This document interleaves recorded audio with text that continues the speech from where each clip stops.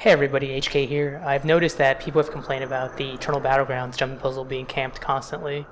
Um, I mean, it happens because I guess it's a PvP map, PvP happens, but I think I found a solution that I wanted to share with everybody. It doesn't require any kind of crazy skills or special jumps or special abilities.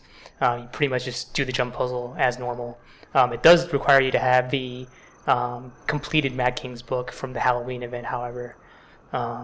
So keep that in mind, and let's get started. So right here we have the second Inviswell inside of the jumping puzzle. I'm sure most of you already know how to get there. A good idea if you're doing this yourself, actually trying to do this yourself, is to activate any kind of swiftness you have and stack the duration as high as possible. Stuff like, Necro's Spectral Walk, stuff like that. So you have a little bit of a head start when you do this. Lots of boring jumping puzzle stuff here, so I'm just gonna skip ahead real quick to the interesting parts. So here's the dark room. So I'm gonna take off my back piece and replace it with the Mad King. As you can see, you have the glow right here. Now your enemies cannot see the glow, only you can see the glow, which is the best part about this. So you're in Viz, you sort of have to know where you're jumping to, because the glow isn't that big. But if you've done this before and you're decent at it, you're not terrible at it, it shouldn't be too hard, because it does tell you like exactly where to plant your feet and stuff. There's a hard jump coming up right here. What you want to do for this jump, this little ledge right here, is to not hold down your forward key all the way. So you want to hold it for just a little bit and then let go, and you'll land on the little ledge. That's honestly the hardest part in the dark room for me, at least. As you can see, there's the campers. They're underneath, killing people already in the dark room. Just ignore them. They don't matter. They can't see you. They don't expect this. Just keep going. Another tricky part coming up. These double jumps. If you get hit by it, you're gonna get taken out of invis. So do not get hit by the fire at all. But it shouldn't be too hard. All you gotta do is pause, dodge, pause again, dodge again. You should be fine. Just do it like you normally do. Nothing needs to change. So you're coming up on the end of the dark room here. One thing I do want to add for the dark room is do not, if you're doing this and there's enemies in the dark room, you got to be careful, because if they lay down fire to see whatever, then you'll get taken out of the invis, stuff like that. Or like right here, there's a guardian. The reason I selected him, I wanted to see what class he was. Guardians have a swiftness ability with their staff. They put down AoE, however, and it does damage to you, and it'll take you out of swiftness. Same thing with abilities from other classes. So you got to be careful whenever you're doing this and there's enemies still trying to do it. Or even if there's friends near you and they get AoE, you're not immune when you're in Viz, obviously, so you got to be careful.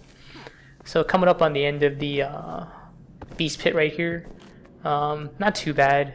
Some jumps are tricky because personally I'm terrible at this jumping puzzle, so I'm usually using my engineer jump shot or whatever else to kind of cheese through it, swiftness especially. So it might not be a bad idea if you get a little bit of practice in whenever they're not camping it. Try to do the jumping puzzle without using any of those special abilities. So you see here they're camping. Obviously they're sitting here with their mesmer. They got arrow carts building, so they think they're clever. It doesn't matter. You're in Viz. You're a badass. Just keep going. Still in Viz. Got plenty of time. There's nobody up here. They're not looking behind them at all. I kind of mess up right here a little bit. You gotta make this jump, but then the next jump, I kind of slip off. So you can see here, a little slip, and I mess up. And the Viz fades right here. But again, if people who are better at jumping puzzles than I am can definitely make it with no problems whatsoever. They can do jump dodges and stuff across gaps, which I can't do reliably yet. And yeah, so right here you want to go for the third Inviswell, just because you don't know who else is going through. You don't want somebody seeing you and calling alert to you, whatever, and messing up your plan. So put back your normal back piece.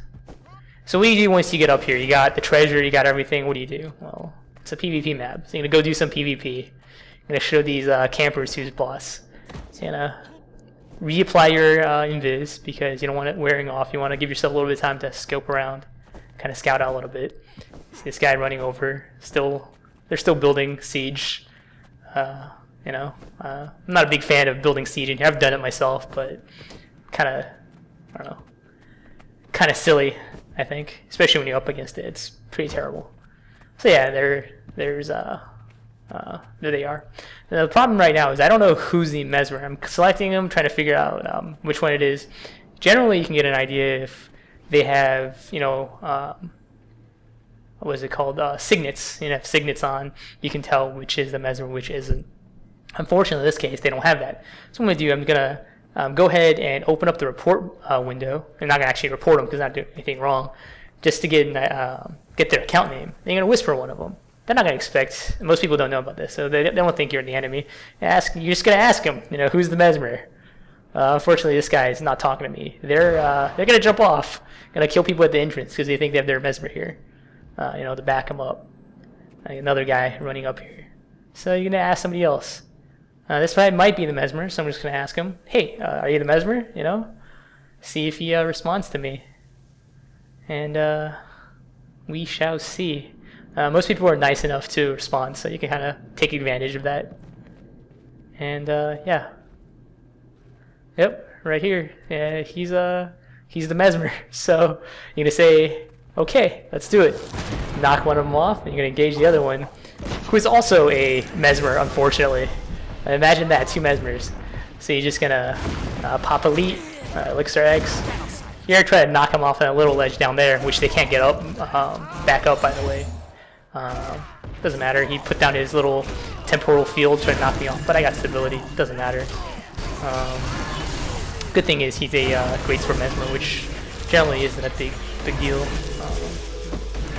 I do get a little bit confused in this fight, but not too bad. He doesn't hit too hard, I'm reckoning. So he's gonna go down with pretty much no trouble. And at this point, I'm thinking to myself, why is this guy not putting down a portal and then jumping down? Obviously he can't anymore because he's low health. But, you know, at the beginning of the fight, all he had to do was just jump down immediately. You know, put down a portal, jump down immediately, port everybody back up. You know, say stomp the real guy right here. And that's it. He just knocked down their entire camp, you know, 5 to 10 people, whatever it was. And go ahead and talk some shit, because whenever you win and they fail, you always talk shit. Gotta do it. And they're just waiting down there. They're like, what just happened? But we were camping so well. All our sieges up there. What are they gonna do now?